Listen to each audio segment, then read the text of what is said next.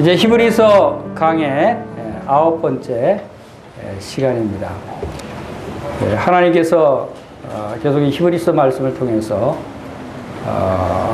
하나님에 대해서, 예수 그리스도에 대해서, 또 우리의 신앙에 대해서, 우리가 믿는 도리에 대해서 계속해서 우리에게 말씀을 해 주십니다. 우리가 이 말씀 14절 말씀 이전에 우리가 지난번에 읽었던 대로 12절 13절에서는 어떤 말씀이 있었습니까? 그것은 하나님의 말씀은 살아있고 운동력이 있어 좌우의 날선 검과 같다 그랬어요. 하나님의 말씀은 능력이 있다는 말씀입니다. 하나님의 말씀은 일반 서적과는 다릅니다. 이것은 하나님이 하신 말씀이기 때문에, 그리고 하나님의 말씀은 곧 하나님이시라고 했었습니다. 그리고 하나님의 말씀을 대할 때 이 말씀이 진정 하나님이 나에게 친히 하시는 말씀이다 라고 여러분들이 믿으시길 바랍니다. 그리고 그 말씀이 실제로 그렇게 믿는 자에게는 실제로 하나님의 말씀으로 역사할 수 있는 거예요. 하나님의 말씀은 살았고 운동력 있는 이 말씀의 능력이 우리 심령 가운데 우리 심령을 찔러 쪼개며 변화시키는 능력이 그렇게 믿는 자들에게 나타난다는 거죠. 그렇게 믿지 않는 사람들에게는 아무리 말씀을 듣는다 해도 일반 다른 세상 사람들이 이야기하는 말과 다를 바가 없다는 것입니다. 여러분들이 진정 복을 받기를 원하시고 여러분들이 진정 하나님으로부터 놀라운 은혜를 입기를 원하신다면 말씀을 대할 때, 말씀을 들을 때 여러분들이 이 말씀이 하나님의 말씀이다 라고 하는 믿음을 가지고 여러분이 들으시길 바랍니다. 그것이 여러분들에게 복이 되는 것이에요. 그것이 믿음으로 말씀을 받는 것이에요. 자, 이 놀라운 능력의 하나님의 말씀이 우리에게 무엇라고 말씀하시냐면, 오늘 이 시간에는 하나님께서 특별히 히브리서 4장 14절에서 16절 말씀을 통해서 오늘의 그 주제는 바로 16절에 제일 마지막에 나와 있는 말씀대로 은혜의 보좌 앞에 담대히 나아가자 라고 하는 주제로 말씀을 드리겠습니다. 은혜의 보좌 앞에 담대히 나아가자 하는 것은 곧 하나님 앞에 하나님의 은혜의 보좌를 생각하며 하나님 앞에 우리가 담대히 나아가는 그러한 신앙생활을 해야 할 것을 우리에게 말씀해 주고 있는 것입니다. 이 말씀을 하시는 것은 하나님의 은혜의 보좌에 담대히 나아가지 못하는 사람들이 아직도 많이 있다고 하는 것을 우리가 알 수가 있죠. 우리 오늘 참석하신 여러분 가운데도 이 하나님 앞에 담대히 나오지 못하는 분들이 있어요. 그럼 왜 하나님의 은혜 보좌에 담대히 나오지 못하는가 하는 그 원인에 대해서 살펴보고, 또 어떻게 하면 우리가 하나님의 은혜 보좌에 믿음으로 나올 수 있는가, 이런 부분에 대해서 함께 하나님 주시는 말씀을 나누기를 원합니다. 먼저 하나님의 은혜 보좌 앞에 나아가야 하는 이유에 대해서 여기 말씀에는 뭐라고 말씀하고 있습니까? 첫 번째, 우리가 연약하기 때문에 나아가야 한다는 것과, 우리가 긍휼하심을 받아야 할 사람들이기 때문에 은혜의 보좌 앞에 나아가야 하는 것이에요. 그리고 때를 따라 돕는 은혜를 얻기 위해서 나아가야 하는 것이에요. 여러분들이 연약하다고 생각하지 않는 사람은 하나님의 은혜의 보좌 앞에 나갈 필요가 없어요. 나갈 수도 없어요. 여러분들이 긍휼하심을 받을 필요가 없다고 생각하시는 분은 하나님의 보좌가 필요가 없는 것이에요. 여러분들이 돕는 은혜가 필요하지 않다고 생각하는 사람은 하나님이 필요하지 않는 거예요. 그러나 여러분이 참으로 연약하고 내가 긍휼하심을 받아야 되고 내가 하나님의 돕는 은혜를 받아야 할 사람이다 하고 자기 자신을 깨닫는 사람은 이 말씀을 통해서 여러분들이 은혜의 보좌 앞에 나아갈 수 있어야 합니다. 은혜, 그리고 이 말씀에서 은혜의 보좌에 나아갈 수 있는 근거에 대해서 또 말씀하고 있어요. 지금 우리 3계절을 읽었지만 이 3절이 참으로 귀중한 진리를 우리에게 말씀해 주고 있다고 하는 사실을 여러분들이 알게 되시기를 바랍니다. 우리가 은혜의 보좌 앞에 나아갈 수 있는 근거로는 뭐라고 말씀하십니까? 우리에게 큰 대제사장이 있기 때문에 나아갈 수 있다라고 결론적으로 말하고 있습니다. 그리고 그 대제사장이 누구인가를 우리에게 말씀하고 있고, 그 대제사장이 바로 우리의 연약함을 체휼하시는 분이시기 때문에 우리가 그분을 힘입고 은혜의 보좌 앞에 나아갈 수 있는 것이다 라고 결론적으로 말씀하고 있는 것이에요. 자, 그러면 우선 첫 절 14절 말씀 한번 보겠습니다. 자, 그러므로 우리에게 대제사장이 있으니, 자, 그러므로라고 시작이 됩니다. 그러므로는 그 전에 말씀하신 말씀들에 대해서 이어서 이제 그러기 때문에 라고 하는 의미죠. 그동안 1절, 2절, 1장, 2장, 3장을 통해서 예수 그리스도가 어떤 분이시고 예수 그리스도가 우리에게 어떤 역할을 하고 계신 분인가에 대해서 우리가 말씀을 살펴봤습니다. 그렇기 때문에 우리에게 큰 대제사장이 있으니 라고 말씀을 하십니다. 자, 큰 대제사장이다. 대제사장이 누군가를 우리가 알아야 됩니다. 대제사장이 누구예요? 우리가 이 말씀을 이해하기 위해서는 이것이 그 히브리인을 대상으로 쓰여진 말씀이지만 실제로 또 구약의 모든 이스라엘 백성들 또 오늘의 신약의 성도들도 바로 이 구약의 이스라엘 백성들에게 주신 하나님의 놀라운 말씀들을 우리가 알고 그 말씀의 진의를 우리가 깨달을 수 있어야 돼요. 이스라엘과 오늘날 우리와의 비교를 우리가 할 수 있어야 돼요. 이스라엘에게 주신 하나님의 말씀에 또 이스라엘에게 주신 축복이 오늘날 우리에게는 어떻게 적용되고 오늘날 우리에게 어떤 의미가 있는가에 대해서 우리가 알 수 있어야 되는 것이에요. 그래서 여기서 예수 그리스도가 우리의 대제사장이다라고 말씀하지 않고 그 이스라엘의 대제사장과 비교해서 큰 대제사장이다라고 말씀하고 있는 거예요. 하나님께서 이스라엘 백성들을 선민으로 택했어요. 하나님의 백성으로 택하셨어요. 그리고 그들에게 많은 율법과 규례들을 주셨어요. 그것들을 통해서 오늘날 우리에게 어떠한 축복을 주시고 우리를 어떻게 사랑하시고 우리에게 어떠한 놀라운 약속들을 주시는가를 예표로 보여주신 것이에요. 그런 것들이 이스라엘 백성들에게 하나님께서는 성전을 주셨어요. 성막과 성전을 통해서 하나님을 어떻게 섬겨야 될 것에 대해서 말씀하셨어요. 오늘날 그리스도인들에게 성전이 어디에 있습니까? 어디가 그리스도인들의 성전입니까? 그것은 바로 예수 그리스도가 우리의 성전이 되신다는 것을 의미하는 거예요. 성전보다 큰 이가 여기 있다 주님이 말씀하셨어요. 예수 그리스도가 이스라엘 백성의 성전이 있었다면 우리에게는 예수 그리스도가 성전이신 거예요. 그 예수 그리스도 안에 거하는 자는 성전 안에 거하는 자다. 이스라엘 백성들에게 율법을 통해서 제사와 제물과 많은 규례들을 주신 것은 그림자로 보여주셨어요. 예표로 보여주셨어요. 그것의 그 그림자의 실체가 뭡니까? 실체가 누굽니까? 그것은 바로 예수 그리스도시다라고 말씀하고 있어요. 그것이 히브리서 9장 10장에서 말씀하고 있는 부분들이에요. 그들에게는 그림자로 보여주신 것을 우리에게는 실체와 본체로 나타내 보이신 것이 바로 예수 그리스도시다. 그리고 이스라엘 백성들에게는 메시아를 기다리게 했어요. 그러나 우리에게는 메시아가 오신 것을 우리가 믿게 알게 된 것이죠. 우리에게는 메시아가 오신 것이에요. 우리의 그리스도가 오신 것이에요. 그리고 이스라엘 백성들은 대제사장을 통해서 해마다 백성들의 죄를 용서받기 위해서 1년에 한 차례씩 대제사장이 하나님의 임재하시는 지성소에 들어가서 어린 양의 제물을 드렸어요. 1년에 한 번씩 해마다 반복해서 드려야 했어요.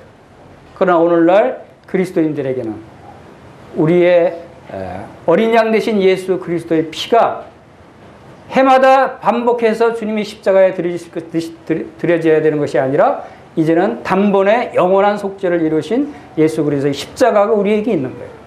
예수 그리스도의 이 단번에 영원한 제물을 드려지심으로 말미암아 우리가 이제 영원한 속죄를 얻게 되었고 영원한 구원을 얻게 되었다고 하는 이 놀라운 사실을 우리가 알 수 있는 것입니다.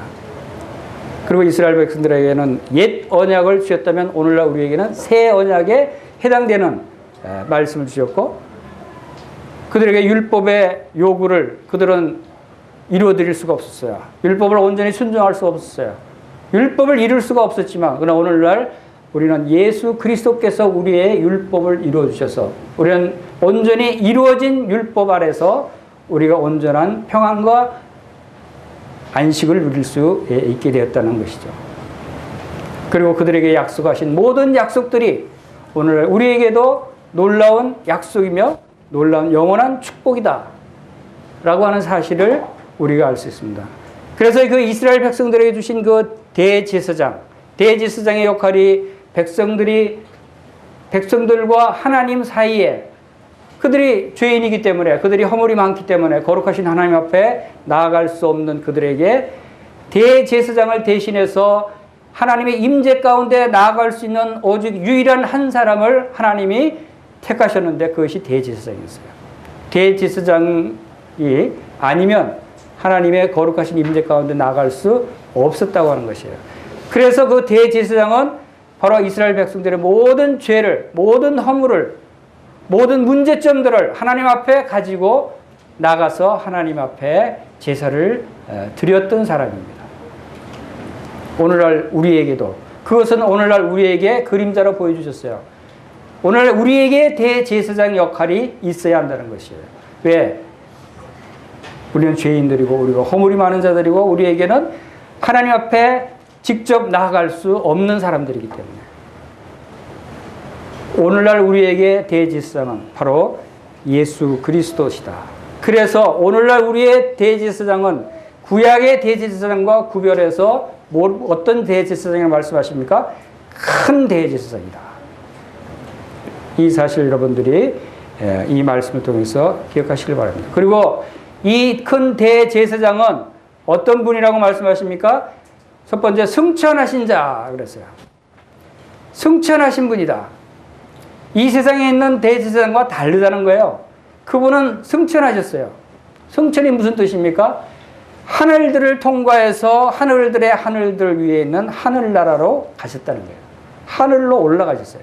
사도행전 1장에 보면은 예수님이 승천하신 장면이 나옵니다. 실제로 예수님은 십자가에서 죽으시고 죽은 자 가운데 부활하신 후에 하늘로 올라가셨어요. 많은 사람들이 그 장면을 목격했어요. 그래서 천사들이 그 승천하신 장면을 보고 있는 제자들과 많은 사람들 앞에 뭐라고 했습니까? 너희들 하늘로 올라간 예수님을 쳐다보고 있느냐? 이 예수는 올라간 모습 그대로 다시 이 땅에 오실 것이다 라고 이야기를 했어요. 우리가 예수님의 재림을 기다리는 것은 분명히 그분이 올라가셨기 때문에 다시 오신다는 약속을 하셨습니다.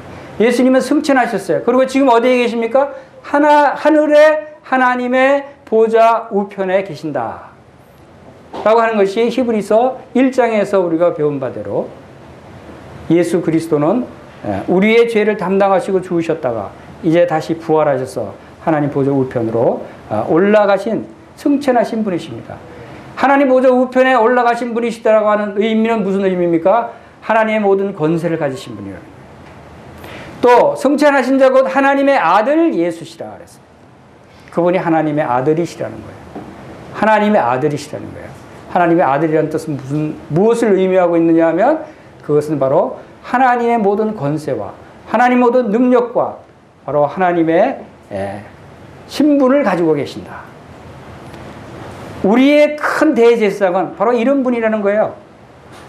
이 세상에 있던 사람이었던 대제사장과는 다르다는 거예요. 이 놀라운 분이 우리를 위해서 하나님 보좌 우편에서 하나님 앞에서 우리를 위해서 대언하시고 우리의 모든 사정을 돌아보신다는 거예요. 여러분 이 대제사장이 우리에게 있다는 사실을 믿으시길 바랍니다. 그리고 하나님의 아들 예수시라 그리고 뭐라고 말씀합니까? 우리가 다 이 말씀 이어서 나오는 말씀을 다 같이 읽겠습니다. 시작. 우리가 믿는 도리를 굳게 잡을지어다. 다시 한번 하겠습니다. 시작. 우리가 믿는 도리를 굳게 잡을지어다.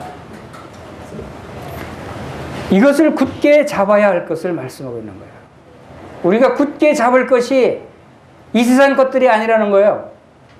우리가 굳게 잡아야 할 것은 뭐냐면 바로 우리를 위해서 십자가에 죽으셨다가 승천하셔서 하늘로 오르신 하나님의 아들이신 우리의 대제사장 그분을 우리가 굳게 잡아야 한다는 것을 말씀하고 있는 것입니다.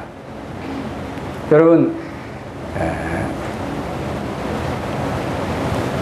길거리에 가다가 밭에 굉장히 큰 보물 덩어리를 발견했어요. 그럼 여러분은 어떻게 하시겠어요?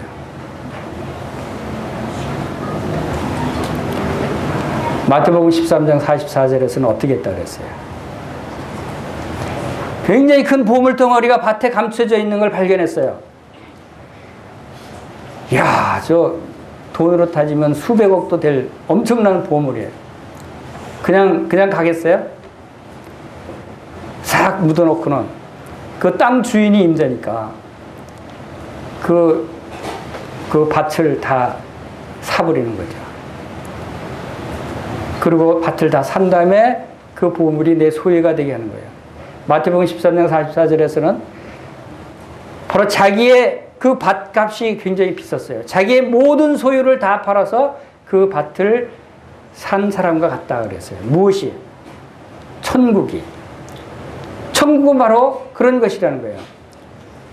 우리가 굳게 잡고 우리의 모든 것을 다 팔아서라도 사서 내 소유로 굳게 잡아야 할 것이 무엇인가를 우리에게 말해주고 있는 거예요. 가장 귀한 보물. 여러분에게 가장 귀한 보물이 뭐가 있겠어요?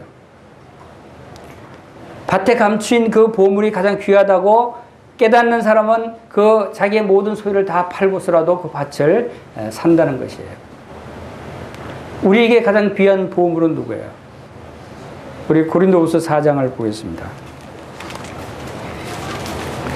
고린도후서 4장 3절입니다. 만일 우리의 복음이 가리었으면 망하는 자들에게 가려진 것이라. 그 중에 세상의 신이 믿지 아니하는 자들의 마음을 혼미하게 하여 그리스도의 영광의 복음을 광채가 비치지 못하게 하미니 그리스도는 하나님의 형상이니라. 그 다음에 6절. 어두운 데 빛이 비치라 하셨던 그 하나님께서 예수 그리스도의 얼굴에 있는 하나님의 영광을 아는 빛을 우리 마음에 비추셨느니라. 우리가 이 보배를 질그릇에 가졌으니 이는 심히 큰 능력이 하나님께 있고 우리에게 있지 아니함을 알게 하려 합니다. 영광의 복음의 광채. 우리에게 가장 귀한 것이 바로 예수 그리스도의 영광의 복음의 광채며 바로 이 보배라고 표현한 질그릇에 우리가 이 보배를 가졌다고 표현된 이 보배가 누굽니까? 바로 예수 그리스도의 영광의 복음이에요. 우리가 가지고 있는 영광의 복음, 예수 그리스도, 이분이야말로 우리의 모든 소유를 다 팔아서라도 우리가 사야 될 영원한 가치가 있는 우리의 보배다라고 하는 사실을 깨닫는 사람은 그 일을 행하는 거예요. 우리가 마음으로만 그렇게 생각하는 것이 아니라 굳게 잡으라는 것은 무슨 뜻입니까? 굳게 잡는다는 것은 우리의 이 말씀을 영적으로 말씀을 받아들여야 되는 것이에요. 우리의 굳게 잡는다는 것은 내가 마음으로만 굳게 잡는 것이 아니라 우리의 삶을 통해서 실제 그것을 행하는 모습이 나타나야 되는 것이에요. 예수 그리스도가 진짜 나의 진정한 보배다. 예수 그리스도 외에 더 귀중한 것이 없다. 나의 삶의 모든 우선순위가 예수 그리스도라고 생각하는 사람은 여러분들이 일을 할 때, 여러분들이 어디에 갈 때, 무슨 공부를 할 때 항상 그 가치를 예수 그리스도께 두고 예수 그리스도를 위해서 살아가려고 하지 않겠어요? 우리의 삶 속에서 굳게 잡고 살아가는 사람의 모습은 다른 것이에요. 우리가 말씀으로만 굳게 잡는다고 해서 되는 것이에요. 우리 실제 그런 삶의 모습이 나타나야 한다는 것을 말해주고 있는 거죠. 그래서 골로새서 2장 7절에서는 그 안에 뿌리를 박으며 세움을 입어 교훈을 받은 대로 믿음에 굳게 서서 감사함을 넘치게 하라. 믿음에 굳게 서서 감사함을 넘치게 하라. 우리의 삶에 감사함이 넘치는 삶을 나타내는 사람은 바로 굳게 잡고 살아가는 사람들이에요. 여러분이 감사함이 없고 불평하고 원망하고 슬퍼하는 사람은 이 보물을 굳게 잡지 않는 사람이라고 할 수 있는 것이에요. 우리의 삶을 돌아볼 필요가 있는 것이에요. 예수님보다 더 좋은 분이 있어요? 예수님보다 더 위대하신 분이 있어요? 예수님만큼 우리를 사랑한다고 하시는 분이 있어요? 어느 신이 우리를 위해서 우리와 같은 종의 모습으로 와서 피조물을 위해서 죽어줄 신이 어디 있어요? 이보다 더 큰 분은 없어요. 더 위대하신 분은 없는 거예요. 정말 하나님은 놀라우신 분이에요. 우리가 뭐길래, 우리가 어떤 자들이길래 창조주가 피조물을 위해서 십자가에서 죽고 조롱당하고 멸시를 당하시냐 이거예요. 우리가 그것을 생각하면 정말 하나님은 놀라우신 분이에요. 하나님의 사랑은 참으로 귀중한 사랑이에요. 우리가 이것을 굳게 잡지 않는다면 참으로 어리석은 사람이다 하는 것을 여러분들이 깨닫게 되시길 바랍니다. 그 다음에 15절 보겠습니다. 우리에게 있는 대제사장은, 자, 이 대제사장은 어떤 분이시라고 말씀하시죠? 우리의 연약함을 체휼하지 아니하는 자가 아니다 라고 말씀하십니다. 이게 왜 이렇게 복잡하게 말씀하셨을까요? 그냥 체휼하시는 자다 이렇게 얘기하면 쉬울 텐데, 그렇죠? 그래서 어떤 사람은 잘 이해를 못해요. 이 문장이 좀 길어지면 이해 못하는 사람들이 있어요. 체휼하지 아니하시는 자가 아니다. 그럼 체휼하시는가? 체휼하지 않는가? 그런 분들도 있어요.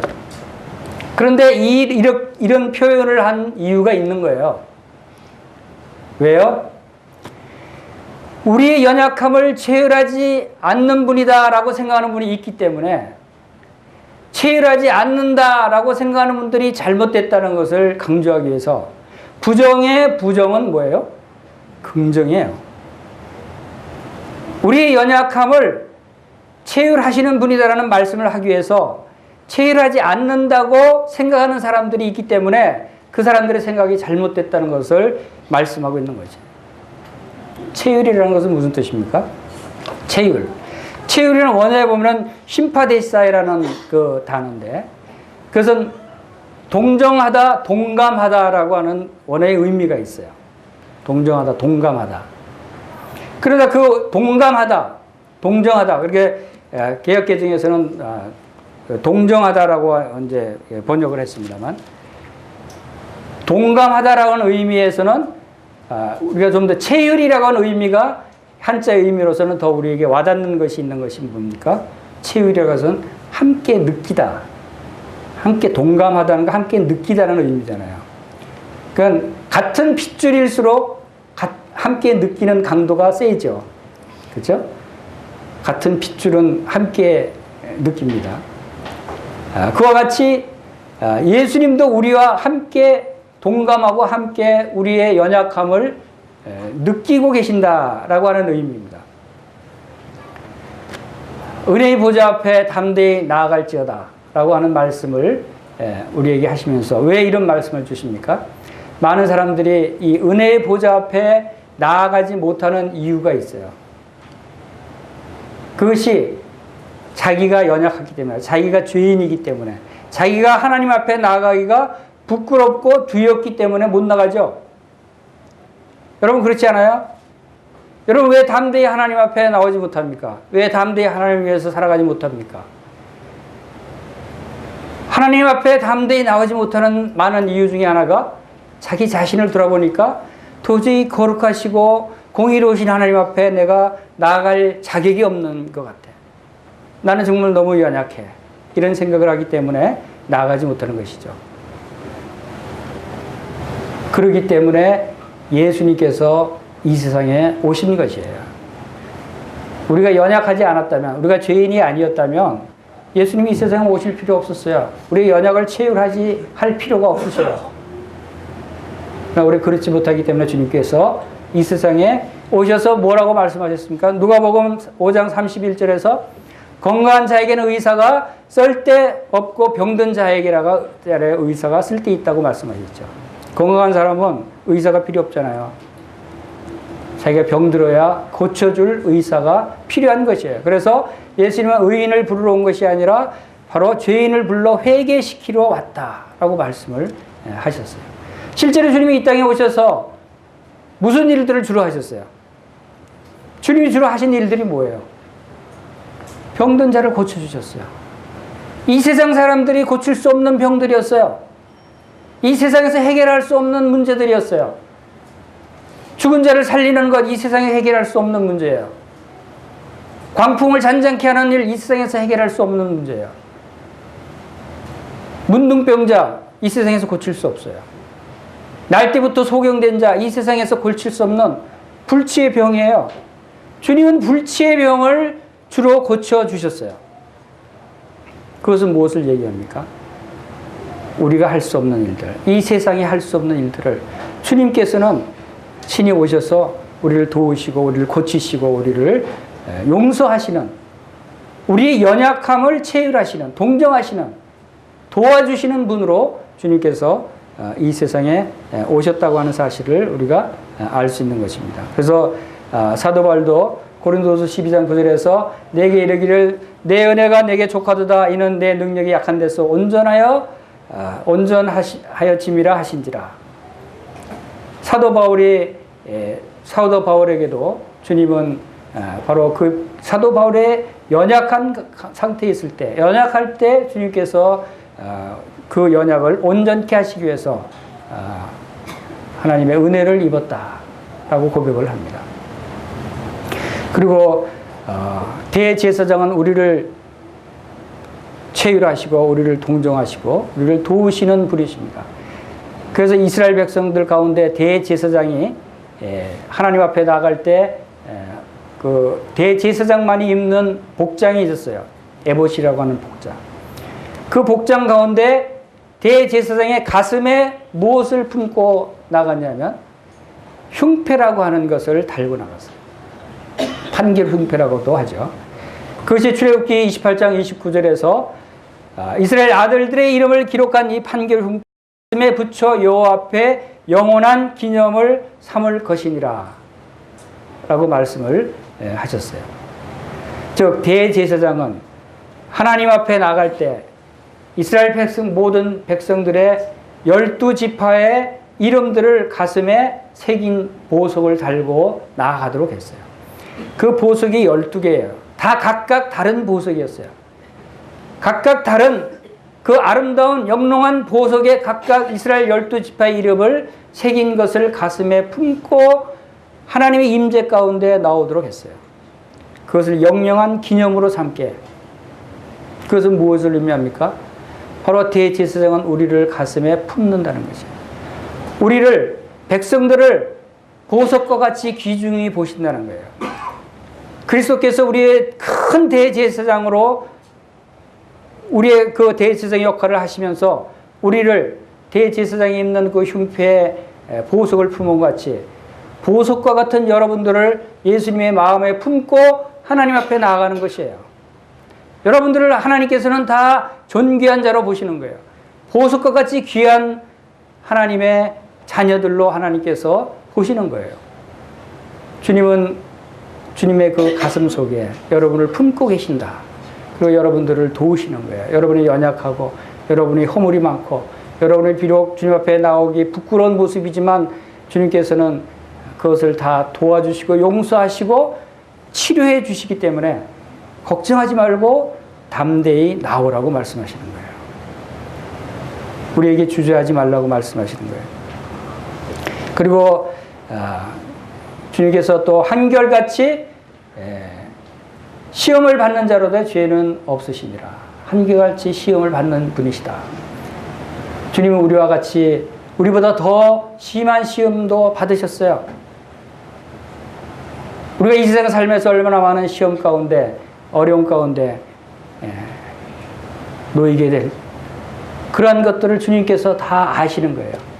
우리와 같은 그러한 인간의 모습으로 우리와 같이 배고픔을 경험하셨고 목마름을 경험하셨고 주님께서는 바로 우리와 같이 조롱과 모욕과 수치와 심지어는 십자가에 말할 수 없는 고통까지도 주님이 친히 경험하신 분이에요. 그렇기 때문에 우리의 아픔이 얼마나 큰 아픔인지, 우리의 슬픔이 얼마나 큰 슬픔인지, 우리의 멸시와 조롱받는 것이 얼마나 큰 슬픔인지를 주님께서는 이해하시고 함께 동정하시고 도우신다는 거예요. 그러한 주님 앞에 여러분들이 나오시기를 주님께서 원하시는 것입니다. 16절 보겠습니다. 16절 다 같이 읽겠습니다. 시작. 그러므로 우리가 긍휼하심을 받고 때를 따라 돕는 은혜를 얻기 위하여 은혜의 보좌 앞에 담대히 나아갈 것입니다. 자, 그러므로 그러기 때문에 이러한 우리의 큰 대제사장이 하나님과 우리 사이에 있기 때문에 우리는 하나님의 보좌 앞에 담대히 나갈 수 있다는 거예요. 그런데 우리가 여기서 보면은 뭐 두 가지를 얻기 위해서 나오라고 말씀하십니다. 첫 번째 뭡니까? 긍휼하심을 얻으라. 하나님의 보좌라고 하는 이 말씀을 여러분들이 잘 생각해 보시기 바랍니다. 하나님의 보좌는 저 높은 하늘에 있습니다. 그리고 하나님의 보좌는 하나님의 놀라운 거룩하신 보좌예요. 영광의 보좌예요. 하나님의 보좌에는 감히 죄인은 가까이 할 수 없는 모든 천군 천사들이 다 하나님 앞에 엎드려 절할 수밖에 없는, 우리 요한계시록에 보면은 보좌 앞에서 모든 천군 천사들과 성도들이 하나님 앞에 영광을 돌리는 모습을 우리가 보게 됩니다. 우리를 구원하심이 보좌에 앉으신 하나님께, 그리고 또 어린 양에게 있도다.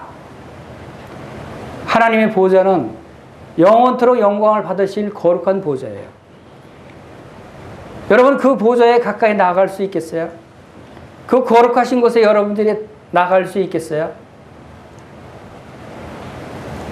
많은 사람들이 그러기 때문에 나가지 못해요. 믿지 않는 사람들은 그들이 말씀을 가르치지 않아도 하나님이 어떤 분인가를 그는 알고 있어요. 왜 교회에 나오지 않는 줄 아십니까? 왜 예수를 믿지 않는 줄 아십니까? 왜 하나님께 가까이 나오지 않는가요? 하나님이 두렵기 때문에. 교회에 나오는 곳조차도 부끄럽고 두려워요. 말은 하지만 그들의 양심에는 그들이 알고 있어요. 하나님께 가까이 나간다고 하는 것은 죄인은 가까이 갈 수 없다는 사실을. 그래서 이 거룩하신 하나님의 보좌 앞에 가까이 나가지 못하는 것이에요. 그러나 그들은 한 가지만 알지, 하나님은 사랑의 하나님이심을 그들은 알지 못하는 거예요. 하나님은 은혜의 보좌가 또 있다는 사실을 알지 못하는 거예요. 긍휼하심. 우리 히브리서 8장 12절 한번 보겠습니다. 히브리서 8장 12절에 보면은 긍휼하심에 대해서 긍휼하심을 통해서 우리가 얻을 수 있는 부분에 대해서 말씀하시는데, 다 같이 읽겠습니다. 시작. 내가 저희 불의를 긍휼히 여기고 저희 죄를 다시 기억하지 아니하리라 하셨느니라. 하나님이 우리의 죄를 다시 기억하지 않는다고 말씀을 하십니다. 그 이전에 우리의 죄를 다시 기억하지 않는 이유는 우리의 죄의 대가를 이미 예수 그리스도께서 십자가에서 다 치러주셨기 때문에, 그 예수 그리스도를 믿고 나오는 자는 그 죄를 기억지 아니하리라고 말씀하시는데, 왜 그러냐면 긍휼히 여기심이 있기 때문이라고 하는 사실을 우리가 기억해야 돼요. 하나님 우리를 긍휼히 여기신다. 하나님 우리를 불쌍히 여기신다는 거예요. 긍휼히 여기신다는 것은 불쌍히 여기신다는 거예요. 하나님이 왜 예수님을 보내주셨어요? 왜 예수님을 통해서 십자가의 모든 죄를 담당하게 하셨어요? 우리를 긍휼히 여기시기 때문에.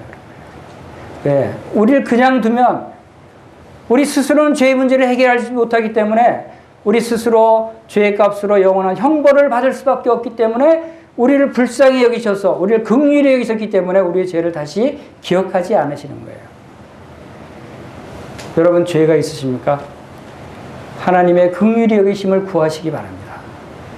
여러분이 허물이 있어요? 허물과 죄 때문에 하나님께 나오지 못하십니까?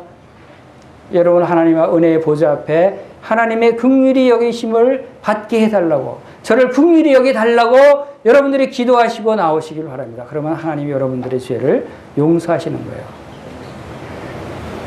빌립보서 2장 27절 보겠습니다.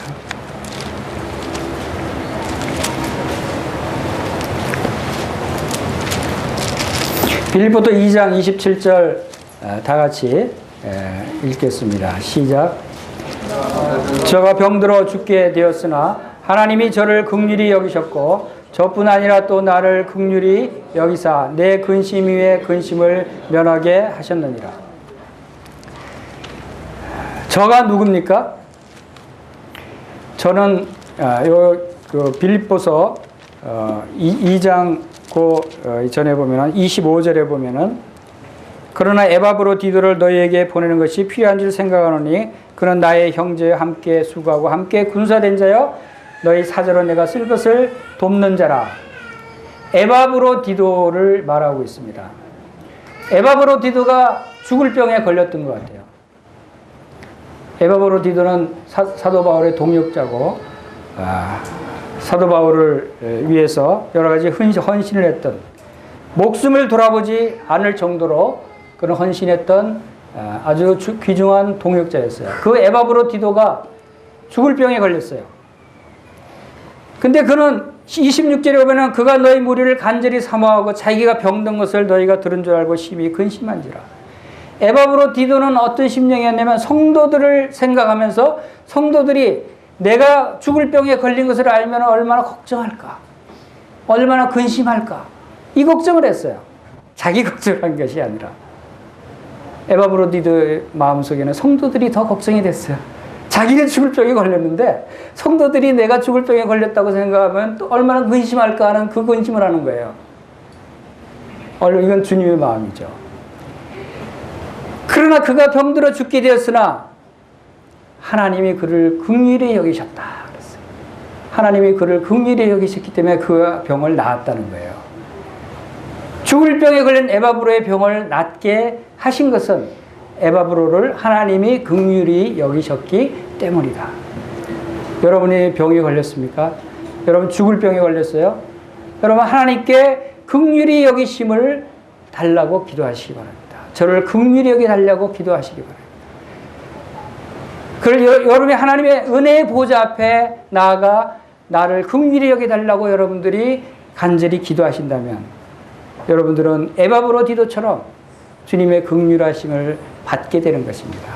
주님의 긍휼하심을 받는다고 하는 것은 우리의 모든 병을 낫게 하신다는 것입니다. 주님의 긍휼하심을 받는다는 것은 우리의 모든 죄를 용서받는 것이에요. 우리의 모든 문제들이 해결되는 것이에요. 여러분 하나님의 긍휼하심을 여러분들이 받게 되시기 바랍니다. 그리고 또 이제 돕는 은혜를 얻기 위해서 하나님은 우리에게 은혜로 도와주시는 분이십니다. 로마서 5장 2절에 또한 그로 말미암아 우리가 믿음으로 서 있는 이 은혜에 들어감을 얻었으며 하나님의 영광을 바라고 즐거워하느니라 그랬어요. 우리가 지금 믿음으로 서 있는 이 자리에 있는 것도 하나님의 은혜라는 거예요. 우리의 믿음으로 살아가는 이 모든 것이 하나님의 은혜인 것을 우리가 깨달아야 된다는 것이죠. 그럴 때 우리는 하나님의 영광을 바라고 즐거워하는 것입니다. 하나님의 은혜의 보좌 앞에 담대히 나아가지 못하는 이유가 바로 우리의 연약함 때문에, 우리의 죄 때문에 우리가 하나님을 두려워하는 마음이 있기 때문에 바로 은혜의 보좌 앞에 담대히 나오지 못하는 거예요. 여러분 하나님께 담대히 나오지 못하고 계십니까? 하나님께 긍휼을 구하고 은혜를 구하는 이 모습이 여러분 속에 나타나지 않습니까? 여러분들은 그 마음속에 부끄러움이 있고 그 마음속에 두려움이 있기 때문에 선뜻 나오지 못하는 것이에요. 근데 그것은 왜 그런 줄 아십니까? 그것은 바로 여러분 속에 있는 죄가 하나님께 나아가지 못하게 가로막고 있다는 사실을 여러분들이 알아야 되는 것입니다. 창세기 3장에 아담이 범죄한 후에 그가 어떤 모습을 나타내 보입니까? 아담이 범죄한 후에 하나님께 가까이 나아갔습니까? 하나님으로부터 숨어버렸어요. 저는 아담이 참 이해가 안 가요. 하나님의 은혜를 입고 하나님과 함께 동행하며 하나님의 모든 것을 알고 모든 만물을 다스리던 그 하나님의 형상을 입었던 아담이 마귀의 게임을 받아서 범죄했어요. 하나님 말씀을 불순종해서 선악과를 따먹었어요. 따먹고 나서 그가 깨닫지 못했겠어요? 아, 내가 하나님 말씀을 불순종했구나. 깨달았어요. 그러면 아, 내가 이 전지전능하신 하나님, 영광의 아버지 앞에 내가 범죄를 했으니까 내가 얼마나 잘못했는가. 하나님 앞에 나가서 무릎 꿇고 천지를 지신 여호와 하나님, 우리 아버지 하나님이여, 제가 범죄했나이다. 저를 긍휼히 여겨 주십시오. 저를 용서해 주십시오. 라고 기도해야 되지 않았겠어요? 여러분들은 그랬겠죠. 그렇게 엄청난 범죄를 저질렀으면. 근데 아담은 어떻게 했어요? 창세기 3장 10절에 보면은 3장 8절에서 여호와 하나님이 낯을 피하여 동산나무에 숨었다 그랬어요. 아담은 하나님께 범죄했을 때 하나님 앞에 나와서 긍휼을 구하고 용서를 구하고 잘못했다고 자백하지 않고 오히려 숨어버렸어요. 하나님이 어디에 숨었어요? 동산 나무 사이에, 나무들 사이에 숨었어요. 하나님이 못 찾겠어요? 하나님이 어떤 분이에요? 동산 나무 사이에 숨은 아담을 못 찾는 하나님이세요? 천지에 충만하신 하나님이 그 나무 사이에 숨은 걸 못 찾겠어요? 근다고 자기는 숨었다고 숨는 거예요. 그리고 무화과 나무 잎을 갖고 치마를 만들어서 가렸어요. 그게 가려집니까? 얼마나 어리석은 모습이에요. 그런 생각이 들어요. 아담이 왜 이렇게 어리석지? 하나님이 얼마나 전지전능하신 분인데 그 동산나무 사이에 숨어서 하나님 안 보시겠지. 그런데 창세기 3장 9절에서 아담은 숨었지만 여호와 하나님은 아담을 부르십니다. 아담아, 내가 어디 있느냐? 우리가 하나님 앞에 제가 잘못했습니다 하고 나와야 되는데 거꾸로 우리가 숨었는데 하나님께서 우리를 찾아오시는 거예요. 하나님의 사랑은 이렇게 놀라운 사랑이에요. 그리고 내가 어디 있느냐 했을 때 아담이 뭐라 그랬어요? 그럼 그때 내가 어디 있냐 물어봤을 때 아이고 이게 들켰구나. 하나님이 나를 찾았구나. 아이고 하나님 잘못했습니다. 제가 불순종해서 선악과를 따먹었습니다. 고백해야 되잖아요. 근데 아담은 뭐라고 그랬어요? 창세기 3장 10절에 이래도 내가 동산에서 하나님의 소리를 듣고 내가 숨었나이다 그랬는데 왜 숨었다 그랬죠? 벗었으므로 숨었나이다. 그 사이에 뭐가 있죠? 벗었기 때문에 왜 숨었다 그랬죠? 벗었기 때문에 왜 숨죠, 여러분? 부끄러우니까. 근데 부끄럽다는 말을 한 게 아니라 벗었으므로 두려워하여 숨었나이다 그랬어요. 왜 두려워한다고 그랬을까요? 벗었기 때문에 숨는 것은 왜 숨죠? 벗었기 때문에 부끄러운 거잖아요. 벗었기 때문에 부끄러워서 숨었는데 벗었기 때문에 두려워서 숨었다고 그래요. 지금 여기서도 지금 아담은 자기 죄를 자복했어요, 안 했어요? 자기 죄를 자복하지 않고 있는 거예요. 그냥 자기의 그 보이는 부끄러운 것을 가리려고. 그런데 그 부끄러운 것이 우리가 하나님 앞에 부끄러움 때문에 성도들 앞에 부끄러움 때문에 나오지 못한다고 얘기를 하는데 그 부끄러움이라고 하는 것은 뭡니까? 그것은 곧 두려움이에요. 두려운 마음이 있으니까 부끄럽다고 얘기해요. 부끄러운 것은 두려움이 있기 때문에 부끄러운 거예요. 우리가 하나님 앞에 부끄러워서 나오지 못한다 하는 것은 하나님 앞에 두려워서 나오지 못하는 거예요.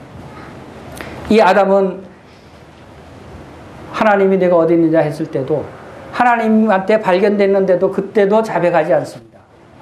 단지 내가 벗었다고 하는 사실만 고백합니다. 그리고 두렵다고 하는 고백을 합니다. 실제 그가 지은 죄를 고백하지 않고 있어요. 언제 고백하죠? 하나님이 네가 먹었느냐? 다그치니까 그때 할 수 없이 네, 제가 먹었나이다 하지 않고 하나님이 주신 저 여자, 그 여자가 줘서 먹었습니다. 얼마나 어리석은 모습이에요? 이것이 죄가 들어간 죄인의 모습이에요. 죄는 우리를 하나님으로부터 숨게 만들고, 죄는 우리를 하나님으로부터 변명하게 만들고, 죄는 우리를 스스로 가리게 만들어요. 가려봤자 가릴 수 없는데도 불구하고 그것이 사단이 노리는 것이에요. 여러분이 하나님 앞에 가까이 나오지 않는다고 하는 것은 사단이 좋아하는 것이에요. 여러분 양심에는 내가 양심이 있지 어떻게 나의 이런 모습으로 하나님 앞에 나가. 양심으로 얘기합니다. 내가 양심이 있지 나같이 이렇게 큰 잘못도 지었는데 어떻게 교회에 예배를 드려. 어떻게 하나님 앞에 만찬에 참여해. 어떻게 내가 하나님 앞에 나갈 수 있어. 이런 생각을 할 때가 있어요. 그러나 그것은 사탄이 주는 마음이라는 사실을 여러분들이 알아야 돼요. 하나님은 그럴 때 예수 그리스도를 바라보고 담대히 은혜의 보좌 앞으로 나오라는 거예요. 은혜의 보좌가 뭡니까? 우리가 떳떳한 모습으로 나온다면 은혜의 보좌가 필요 없는 것이에요. 하나님의 은혜가 필요한 상태이기 때문에 은혜의 보좌가 우리에게 필요한 것입니다. 그러면서 사람들은 내가 좀 더 다시 떳떳해지고 좀 올바른 행실을 갖고 성도들 앞에 하나님 앞에 내가 좀 떳떳한 모습이 되면 그때 나가야지. 이렇게 생각하는 사람들이 성도들도 있고 믿지 않는 사람들도 있어요. 그러나 그것은 어떤 모습이에요? 율법 안에서 의롭다 하는 자는 그리스도에게 끊어지고 은혜에서 떨어진 자로다 하는 말씀이에요. 여러분이 어떤 떳떳한 모습으로 자신의 선행으로 하나님 앞에 담대히 나오려고 한다면 그것은 하나님의 은혜가 필요하지 않다는 얘기예요. 율법 안에서 의롭다함을 얻으려고 하는 모습이에요. 그런 사람은 오히려 하나님의 은혜에서 떨어진 자로다 라고 갈라디아서 5장 4절은 말씀하고 있는 것이에요. 여러분 주님 앞에 정말 부끄러운 모습입니까? 여러분 주님 앞에 죄인의 모습입니까? 여러분 주님 앞에 병든 자의 모습이고 허물 많은 자의 모습이고 감히 나올 수 없는 자의 모습이라고 여러분 생각하시면 은혜의 보좌 앞으로 나오시기 바랍니다. 여러분들이 주님 앞에 기도하심으로 여러분의 주님 앞에 긍휼을 달라고 구하시면서 은혜의 보좌 앞으로 나오시기 바랍니다. 그것이 하나님께서 여러분을 원하시는 것이에요. 하나님은 우리가 숨으면 찾아오시는 분이세요. 아담에게 찾아오셨던 하나님, 허물 많은 우리를 구원하시기 위해서 창조주께서 피조물의 세상으로 이 땅에 찾아오셨어요. 왜? 우리를 구원하시기 위해서. 우리를 은혜의 보좌 앞으로 인도하시기 위해서 예수 그리스도께서 바로 우리의 큰 대제사장이신 주님께서 우리를 찾아오셨다는 거예요. 여러분들이 말씀을 믿으시고 여러분이 어떤 모습이든 하나님은 다 아신다는 거예요. 있는 그대로 여러분의 모습 그대로 하나님 앞에 나오시고 하나님의 긍휼하심을 구하시기 바랍니다. 여러분의 문제를 그대로 말씀하시기 바랍니다. 그러면 하나님께서 그 문제들을 다 해결하시고 여러분의 죄를 용서하시고 여러분들을 하나님의 자녀로 영접하실 것이라고 말씀하시고 있는 것입니다. 다 같이 기도하겠습니다.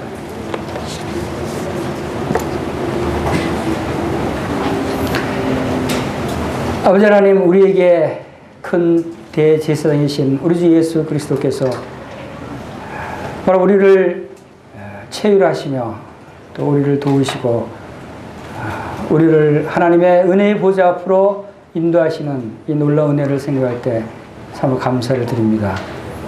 우리 가운데 스스로 연약함과 허물과 부끄러운 모습 때문에 하나님 앞에 담대히 나오지 못하는 분이 계시면 아버지 하나님 그 마음을 인도하셔서 우리 주 예수 그리스도를 통해서 하나님의 이 놀라운 우리를 위해서 예비하신 은혜의 보좌 앞으로 담대히 나올 수 있도록 아버지 하나님 믿음을 허락해 주시기를 간절히 원합니다. 모든 것을 예수님의 귀하신 이름으로 감사하며 기도하옵나이다. 아멘.